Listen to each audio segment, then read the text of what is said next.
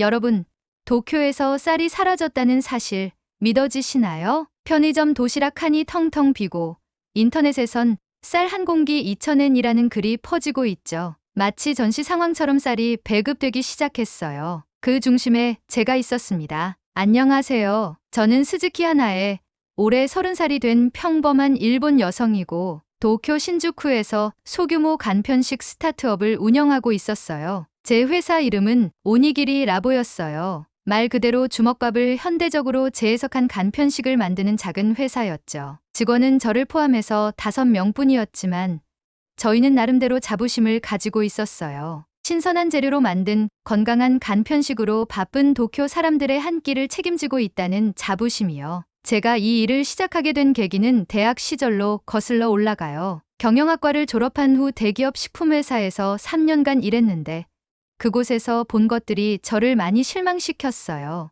방부제 범벅인 제품들, 소비자를 속이는 마케팅, 그리고 무엇보다 음식에 대한 진정성의 부재였죠. 그래서 2021년 26살 때 과감히 회사를 그만두고 오니기리 라보를 창업했어요. 처음 3년간은 정말 힘들었어요. 새벽 4시에 일어나서 재료를 준비하고 하루 종일 주먹밥을 만들고 밤늦게까지 배송과 회계 업무를 처리했죠. 손가락은 늘 밴드 투성이었고 등은 구부정하게 굽어 있었어요. 하지만 고객들이 맛있다고 해주실 때마다 그리고 단골 손님들이 하나둘씩 생겨날 때마다 보람을 느꼈어요. 2023년 말까지만 해도 저희 회사는 나름 잘 나가고 있었어요. 월 매출 800만 엔 정도로 작지만 안정적인 수익을 내고 있었고 신주쿠와 시부야 일대 오피스 워커들 사이에서는 제법 알려진 브랜드가 되어 있었거든요. 특히 저희가 자랑하던 프리미엄 라인 연어 주먹밥은 하루 300개씩 팔려나갔어요.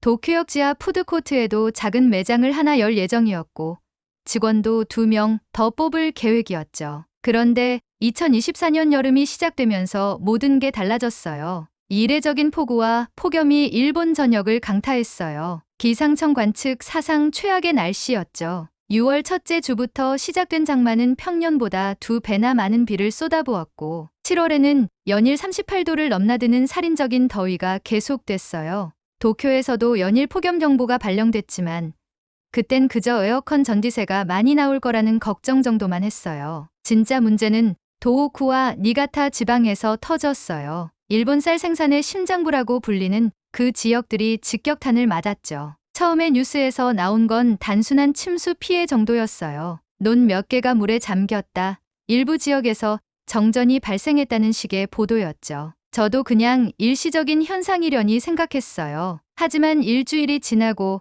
2주일이 지나도 상황은 나아지지 않았어요. 오히려 더 심각해졌죠. 벼들이 물에 잠기거나 뿌리째 뽑히는 영상들이 연일 뉴스에 나오기 시작했어요. 수십 년간 농사를 지어온 할아버지들이 무너진 논둑 앞에서 오열하는 모습.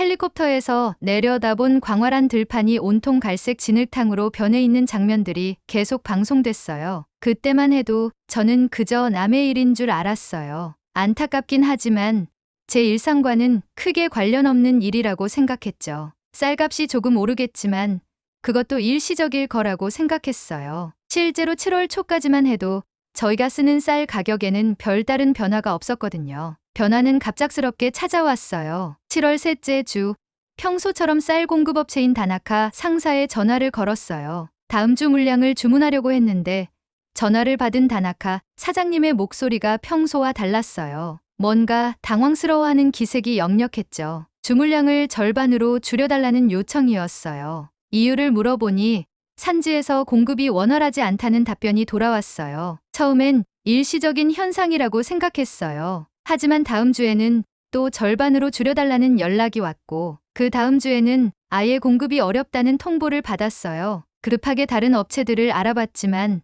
상황은 마찬가지였어요. 어느 업체든 쌀 확보가 어렵다는 말만 반복했죠. 8월 첫째 주, 저는 처음으로 위기감을 느꼈어요. 냉장고에 남은 쌀로는 일주일치 생산밖에 할 수 없었거든요. 급하게 시중 대형마트들을 돌아다니며 포장 쌀을 사 모으기 시작했어요. 평소 업무용으로 쓰던 20kg 포대 대신 5kg, 10kg짜리 소포장 제품들을 닥치는 대로 구매했죠. 하지만 그마저도 금세 바닥이 나기 시작했어요. 상황이 심각해지자 저는 직원들과 긴급 회의를 열었어요. 영업 담당인 키무라 씨는 당분간 주먹밥 대신 샐러드나 샌드위치 위주로 메뉴를 바꾸자고 제안했어요. 생산 담당인 사토 씨는 쌀 대신 현미나 보리를 써보자고 했죠. 하지만 저는 알고 있었어요. 오니기리 라보의 정체성은 바로 그 쌀에 있다는 걸요. 좋은 쌀로 만든 주먹밥이 저희의 핵심 경쟁력이었거든요. 며칠 더 지나자 상황은 더욱 악화됐어요. 시중에서 쌀을 구하는 것 자체가 어려워졌거든요. 편의점과 슈퍼마켓에 쌀 진열대는 텅 비어 있었고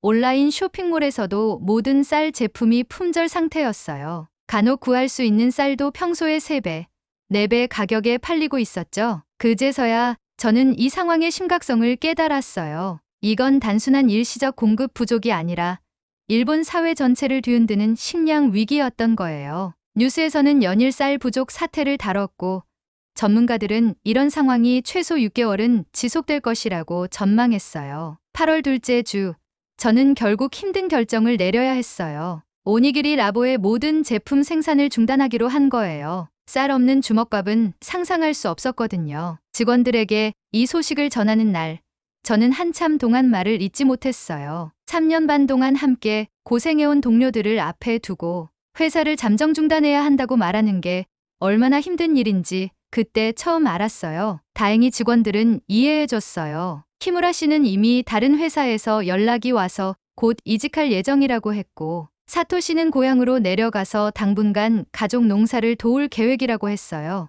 모두들 이 상황이 누구의 잘못도 아니라는 걸 알고 있었죠. 하지만 저는 받아들이기 어려웠어요. 지난 몇 년간 쌓아온 모든 것이 하루아침에 무너져 내리는 것 같았거든요. 냉장 창고에는 만들어둔 반찬과 김, 장아찌 같은 부재료들이 가득했지만 정작 가장 중요한 주식인 쌀이 없어서 아무것도 할 수 없었어요. 마치 화가가 붓과 물감은 다 준비해놨는데 캔버스가 없는 상황 같았죠. 밤마다 잠들기 전에 저는 천장을 바라보며 생각했어요. 정말 방법이 없을까?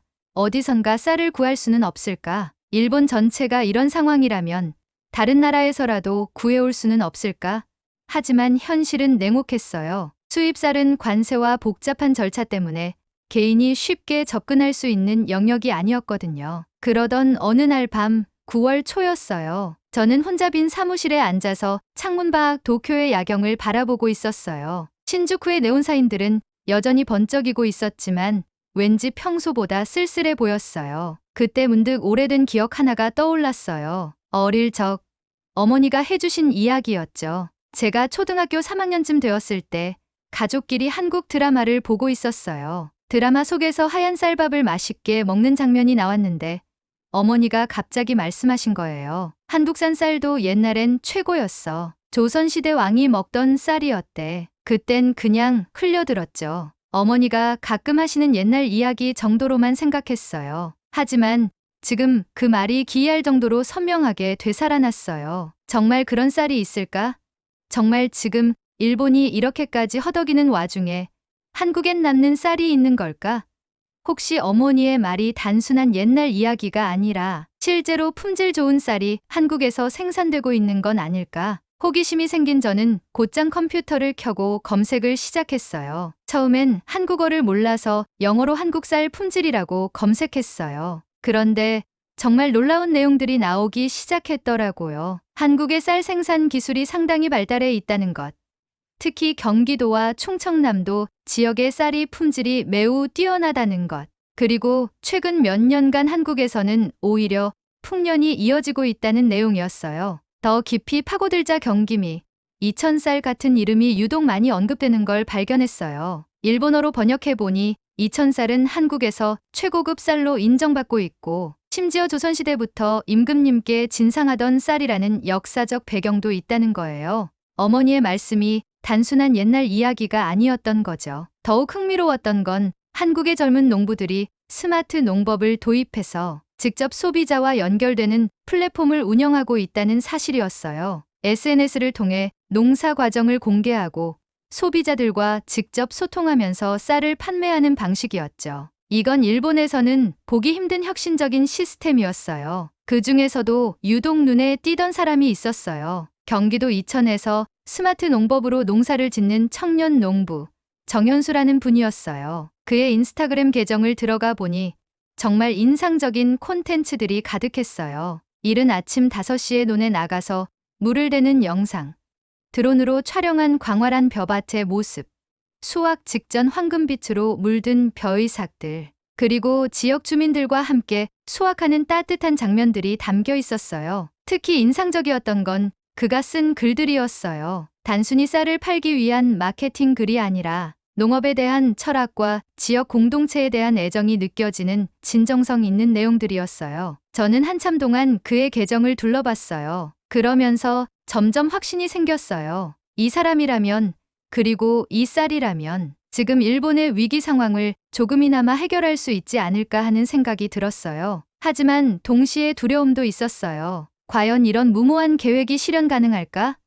언어도 다르고 문화도 다른데 정말 소통이 될까? 고민을 거듭한 끝에 저는 용기를 내어 정현수 씨에게 메시지를 보내기로 했어요. 영어로 간단하게 저를 소개하고 일본의 현재 상황을 설명한 후 그의 쌀에 관심이 있다고 썼어요. 정중하고 조심스럽게 하지만 진심을 담아서 메시지를 작성했죠. 메시지를 보낸 후 저는 초조하게 답장을 기다렸어요. 과연 답이 올까? 온다면 언제쯤 올까? 혹시 이상한 사람으로 생각하지 않을까? 밤새 뒤척이면서 스마트폰을 계속 확인했어요. 그런데 정말 놀랍게도 반나절도 안 되어서 답장이 왔어요. 짧지만 따뜻한 영어로 쓰인 메시지였어요. 자신의 쌀에 관심을 가져줘서 고맙다는 말과 함께 도움이 될 수 있다면 기쁠 것 같다는 내용이었어요. 그리고 더 자세한 이야기를 나누고 싶다면 언제든 연락하라는 말도 덧붙여져 있었죠. 그 메시지를 읽는 순간 저는 가슴이 벅차올랐어요. 수개월 동안 막막하기만 했던 상황에서 처음으로 희망의 빛이 보이는 것 같았거든요. 그리고 그 순간 저는 결심했어요. 직접 가봐야겠다고. 한국으로, 이천이라는 그 작은 도시로 말이에요. 비행기표를 끊는 것부터가 모험이었어요. 평생 일본을 벗어나 본 적이 없던 제게 해외여행은 꿈 같은 일이었거든요. 여권도 급하게 새로 발급받아야 했고 한국어는 한마디도 할 줄 몰랐어요. 구글 번역기와 영어로만 의사소통해야 하는 상황이었죠. 9월 셋째 주, 저는 마침내 김포공항에 도착했어요. 공항에서 내리는 순간부터 모든 게 낯설었어요. 한글로 된 안내판들, 들어본 적 없는 언어, 그리고 일본과는 미묘하게 다른 공기의 느낌까지요. 하지만 동시에 뭔가 친근한 느낌도 있었어요. 같은 동양 문화권이라서 그런지 완전히 이질적이지는 않았거든요. 미리 예약해둔 서울 숙소에서 하룻밤을 보낸 후 다음날 아침 일찍 경기도 이천으로 향하는 버스에 몸을 실었어요. 창밖으로 펼쳐지는 한국의 풍경은 정말 인상적이었어요. 고속도로 양쪽으로 끝없이 펼쳐진 초록빛 들판과 넓은 논들, 그리고 멀리 보이는 산들의 실루엣까지. 일본의 산간 지역과는 또 다른 매력이 있었어요. 특히 놀라웠던 건 논의 규모였어요. 일본에서 보던 작은 논들과는 달리 한국의 논은 정말 광활했어요. 지평선 끝까지 벼가 심어진 거대한 들판들이 계속 이어졌고 그 규모에 압도당할 정도였죠. 그 순간 저는 확신했어요.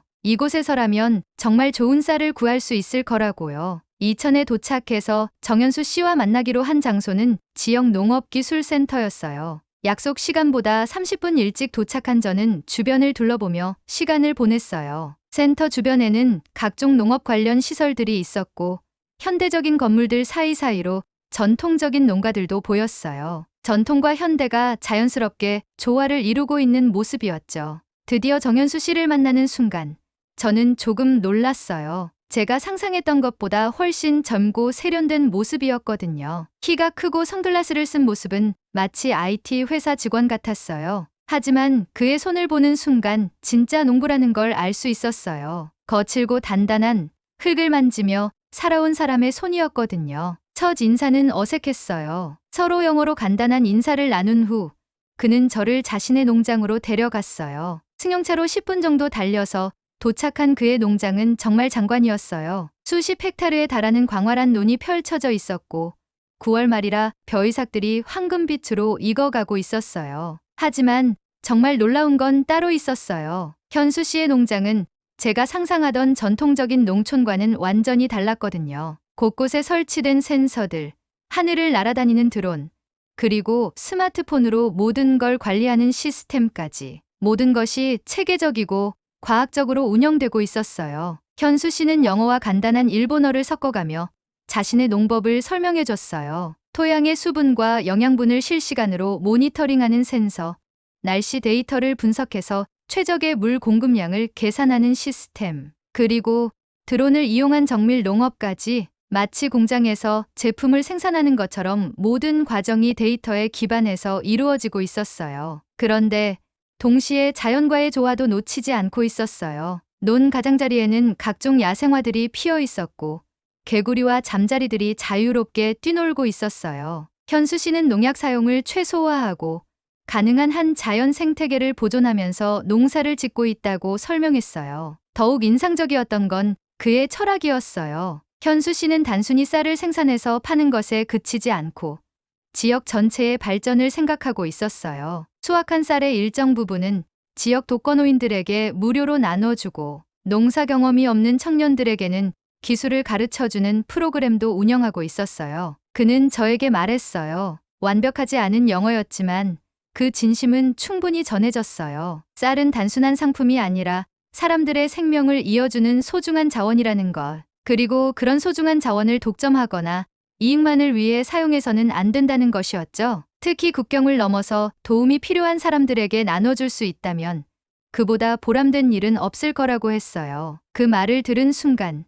저는 가슴이 뜨거워졌어요. 지난 몇 개월 동안 느꼈던 절망감과 무력감이 한순간에 사라지는 것 같았거든요. 그리고 동시에 새로운 가능성이 보이기 시작했어요. 단순히 쌀을 수입해서 파는 것이 아니라 더 큰 의미의 일을 할 수 있을 것 같았어요. 현수 씨와 저는 그날 오후 내내 구체적인 계획을 세웠어요. 먼저 소량의 시범 수출을 통해 품질을 테스트해보고 일본 소비자들의 반응을 살펴보기로 했어요. 현수 씨는 이미 한국 내에서 온라인 직판매 경험이 있어서 물류나 포장에 대한 노하우를 가지고 있었어요. 하지만 넘어야 할 산이 많았어요. 우선 수출입 절차부터 복잡했어요. 식품 수입에 필요한 각종 허가와 검역 절차, 그리고 관세 문제까지. 저는 이런 분야에 대해서는 완전히 문외한이었거든요. 다행히 현수 씨가 소개해준 무역업체를 통해 대략적인 절차와 비용을 파악할 수 있었어요. 더 큰 문제는 일본 내 유통이었어요. 기존 유통업체들은 이미 공급망이 확보된 대형 업체들과만 거래하려고 했고 저 같은 소규모 스타트업과는 거래를 꺼려 했어요. 그래서 저는 완전히 새로운 방식을 생각해야 했어요. 소비자와 직접 연결되는 플랫폼을 만드는 것이었죠.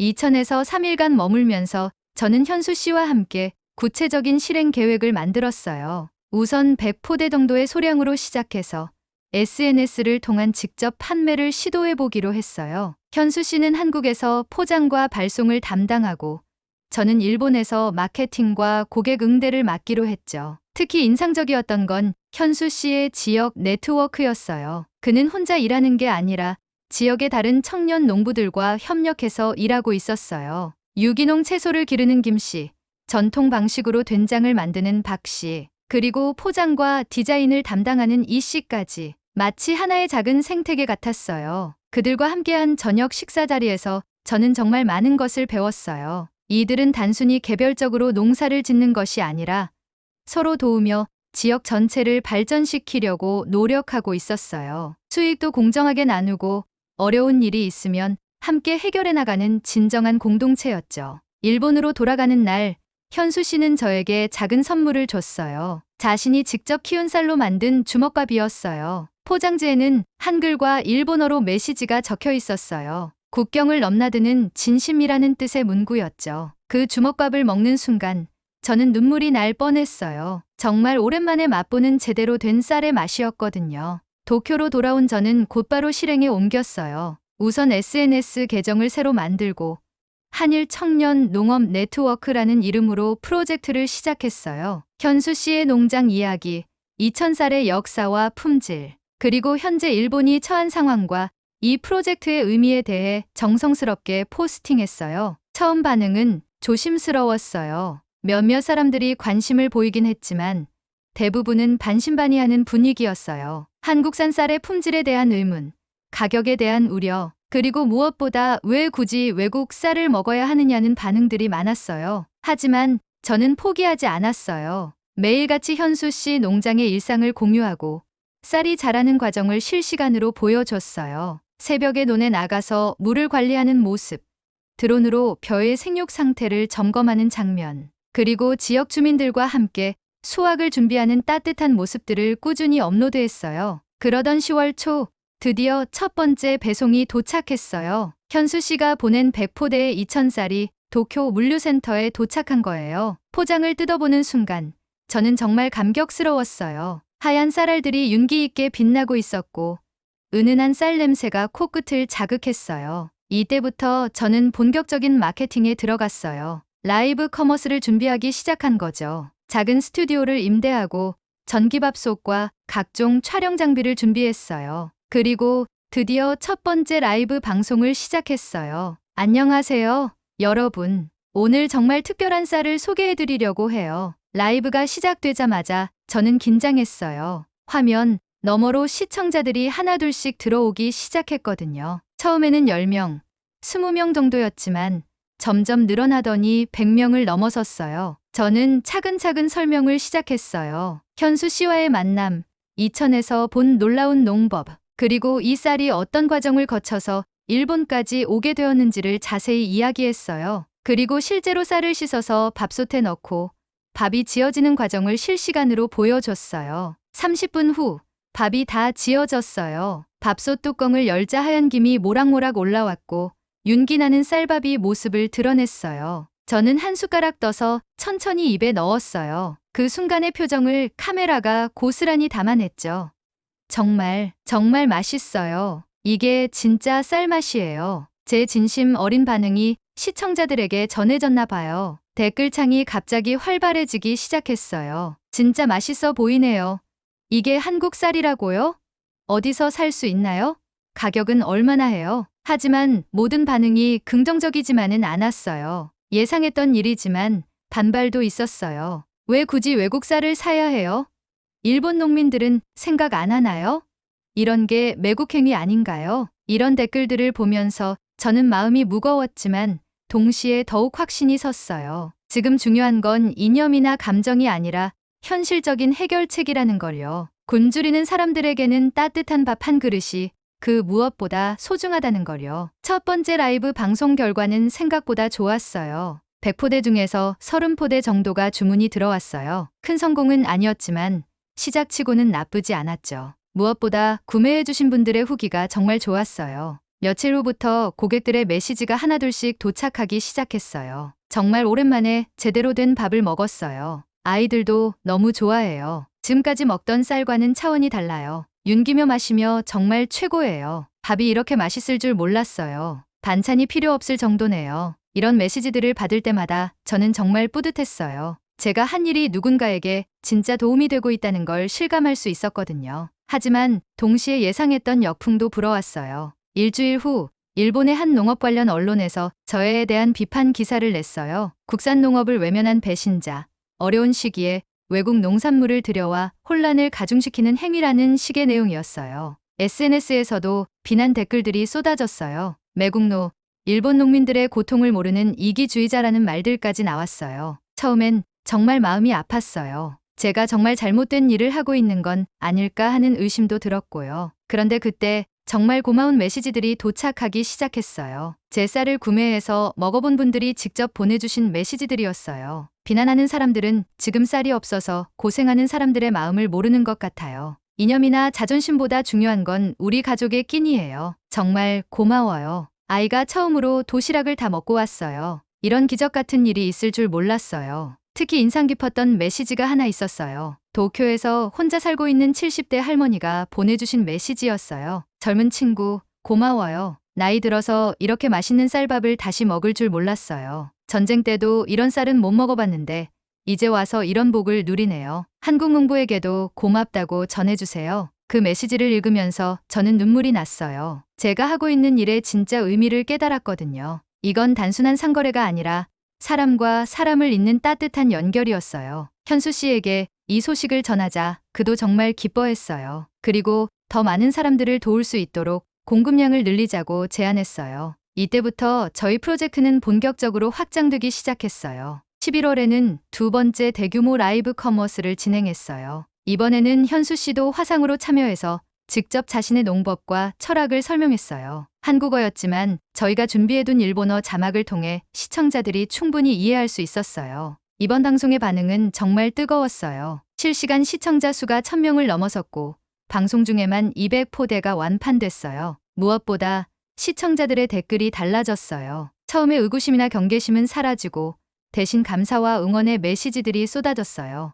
이런 진정성 있는 농부를 만날 수 있어서 정말 다행이에요. 국경을 넘나드는 진심이 느껴져요. 한국과 일본이 이런 식으로 도움을 주고받을 수 있다니 감동이에요. 하지만 정말 의미 있는 변화는 따로 있었어요. 이 프로젝트를 계기로 한국과 일본의 다른 청년 농부들도 관심을 보이기 시작한 거예요. 현수 씨의 소개로 충남의 유기농 농가, 전북의 친환경 축산 농가 등과도 연결됐고 일본에서도 저와 비슷한 고민을 하던 젊은 사업가들이 연락을 해왔어요. 12월에는 정말 특별한 일이 있었어요. 현수 씨를 비롯한 한국 농가 대표들이 직접 일본을 방문한 거예요. 도쿄에서 작은 팝업 행사를 열어서 일본 소비자들과 직접 만나는 시간을 가졌어요. 그날 행사장에는 정말 많은 사람들이 왔어요. 그동안 저희 쌀을 구매해주신 고객들, 관심을 가져주신 분들, 그리고 언론 관계자들까지요. 현수 씨는 서툰 일본어와 영어를 섞어가며 자신의 이야기를 들려줬어요. 그 장면을 보면서 저는 확신했어요. 우리가 하고 있는 일이 정말 의미 있는 일이라는 걸요. 국적이나 이념을 떠나서